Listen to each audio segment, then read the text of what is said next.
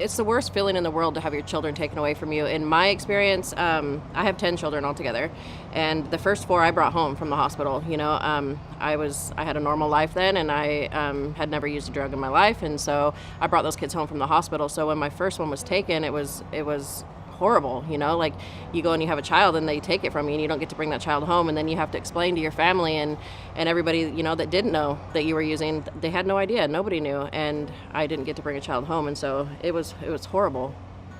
Within 45 days I suffered a disease that entered me in the hospital for 18 months.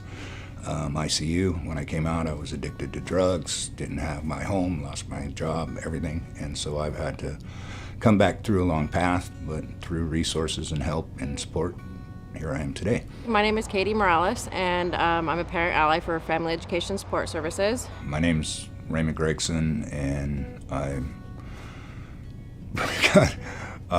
gone through a lot in my life. Now, a dependency petition is a petition that is filed when there are specific concerns about abuse or neglect of a child, and the state, typically the state, makes a decision to file a dependency petition.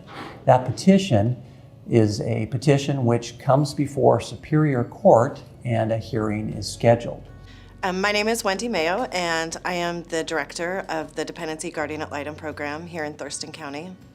And the Dependency Guardian Ad Litems are volunteers who are appointed in dependency cases, and they represent the best interest of a child. The Guardian Ad Litem is making sure that the child's in a safe environment, that they're on track academically, that all of their medical needs are getting met.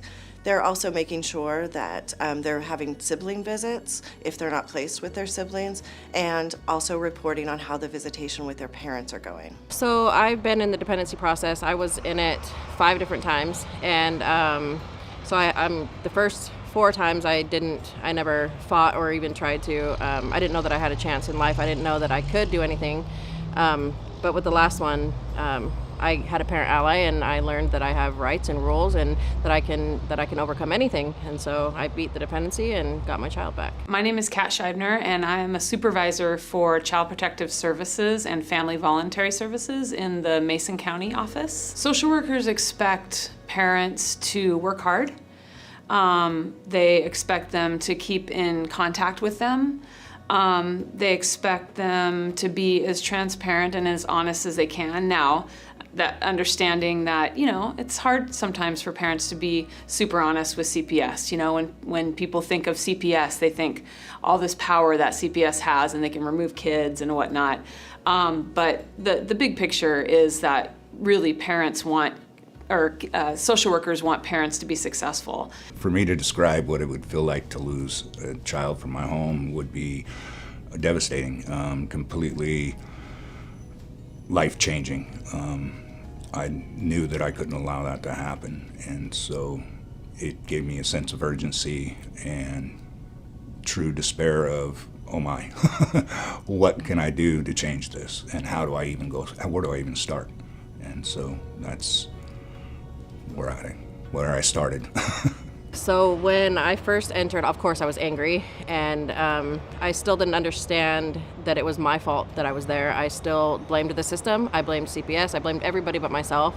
I didn't want to believe that, that it was me that put myself there. I just hated everybody, and you feel lost. You feel broken. I mean, there's really not a way to explain it. You just feel like you're not worthy. I view my role, in addition to being a neutral fact finder, I view my role as being your supporter and your encourager. I want to hear about your challenges and your successes. I want to hear about the services that you think would be helpful so that you can successfully reunite with your children. As honest as parents can be is really important in this process. And I think the same with, parents can expect the same thing out of their social worker, that, honesty and transparency and returning phone calls and being present and really walking this path with them. I think that's like super important, is that's what a social worker's role is to walk this path and help them be the best parent that they can possibly be. The raw emotions that I experienced in the dependency coming into it was devastating. I was completely in despair. I had no idea where to turn. I just knew I had to do something. I had a glimmer of hope that through this I could figure it out. But lost would be the first one I think I felt, and then complete despair and unknowing is just scary, and you don't know how to focus or what your next right step is. You just know you had to take one. Finally, I had to trust in the system and let them work with me and stop blaming everybody else and realize that it was me and that I had work I had to do on myself, and that's what got me through. The role of a parent attorney is to work with the parent to determine what the goal of representation is, and then work as a team with the parent to achieve that goal. And usually in a dependency proceeding, that goal is to reunification of the family to get the child back. We have our supervised visitations, and sometimes even our monitored visitations are in this little room that's behind a two-way mirror, and there's somebody watching that visit. So parents get, they can get sort of intimidated by that, right? And so what I just try to tell parents is, forget about us. Forget about anyone watching. Just focus on your kiddos. Just spend that 2 hours or 3 hours with your kids and, just get lost in that. Don't worry about people that are watching or whatever. It is important for parents to, bring healthy snacks to visits for their kids, to make sure that they're bringing diapers and wipes or a change of clothes in case something gets spilled or whatever. That stuff is important, just like you would do as a parent, right? But really, I think the most important piece is forgetting about everything, which is difficult to do, right? You're in a dependency, your kids are in foster care or relative care, and there's people watching your visit. But I just really try to tell parents, just get lost in that visit with your kids. Spend that hour, those 3 hours or 2 hours with your kids playing and connecting and, all of those things.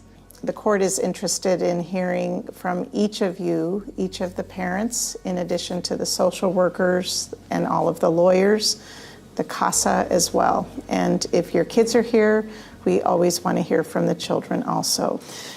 That is the goal of everybody in the courtroom, and I can appreciate that may not be how it feels to you, especially at the beginning of your case. I know that court is a scary and intimidating place. You don't want to be here, certainly not at the beginning, and you're scared. And we all know that. And I'm trying my best every day to help you relax and be able to be present in the courtroom so that you can continue to be successful. And the goal that each of us has, I know it's certainly my goal, is to help your family get back together in a safe and permanent way. I'm Christopher Desmond. I am an attorney in Olympia, Washington, and I represent parents and some children in dependency proceedings.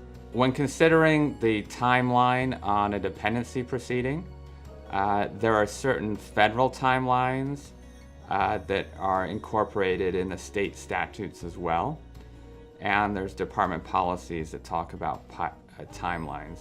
The case starts at the initial court hearing called the shelter care hearing.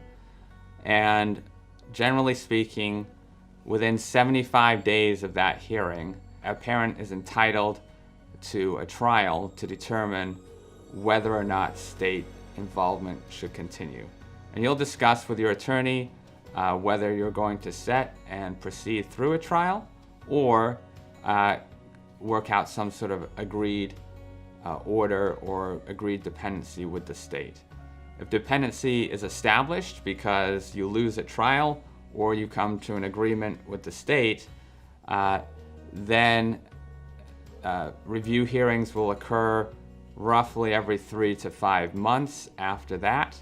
If for some reason the child is not returned to a parent about 12 to 15 months after they're first removed from a parent's care, the state will at that point start looking into filing a separate legal proceeding to terminate a parent's parental rights. And then roughly 6 months after that, a trial may or may not occur. So parents are definitely on a timeline when the child is removed, and you need to be aware of that. And if a parent has questions about that, they should be talking to their attorney.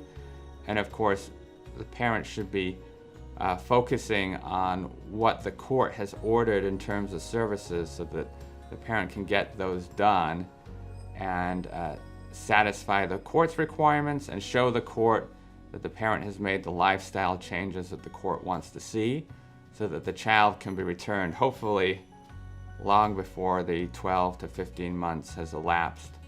And then that, of course, would avoid any sort of termination of parental rights proceeding. How I would encourage parents moving forward in a dependency case would be to be engaged, to be self-reliant and still be open to suggestion. Know your worth, know your direction. Don't falter. There are going to be difficult times. There's going to be times that you're going to question the programs. You're going to question yourself. There's going to be times that you're going to feel like I already know this. But you keep going, because the more you go, the more you actually learn. And to be engaged is more than just to be present. You have to interact and know that it isn't just about you, it's about your family. It truly is a stepping stone to rebuilding lives. And dependency is not the end of the world, it could be the beginning, and for me it was. If you're involved in a therapeutic drug court like Family Recovery Court, that will offer you naturally the opportunity to be in front of the court a lot more often, so that your successes can be seen early and clearly by the judge. And if there's problems that arise, those can be problem solved a lot sooner. So I would certainly encourage Family Recovery Court for anybody involved in a dependency proceeding that has been diagnosed with a drug and alcohol abuse issue or problem. Also, like I said, with my first 4 or 5 dependencies where I didn't want their help, and I didn't know I could be helped, there was no way around it. But when I finally, like I said, I surrendered and I realized that I could do it, it wasn't hard at all. I mean, it just takes you knowing that you have it inside yourself. You can do it. They're not against you. As much as it feels like they're against you, they're not. They really do want to return children home. One of the main things that I'm excited about is the relationship that I've gained with my daughter, that we can recover, we can get better, that is an option, and that there are people out there. My life has done a dramatic turnaround and then some. The more you reach inside yourself and open up to it, the more you discover, and then you can truly recover. You can start anew. You can create great things in your life, and it isn't as difficult as it sounds. The key is to be engaged and motivated.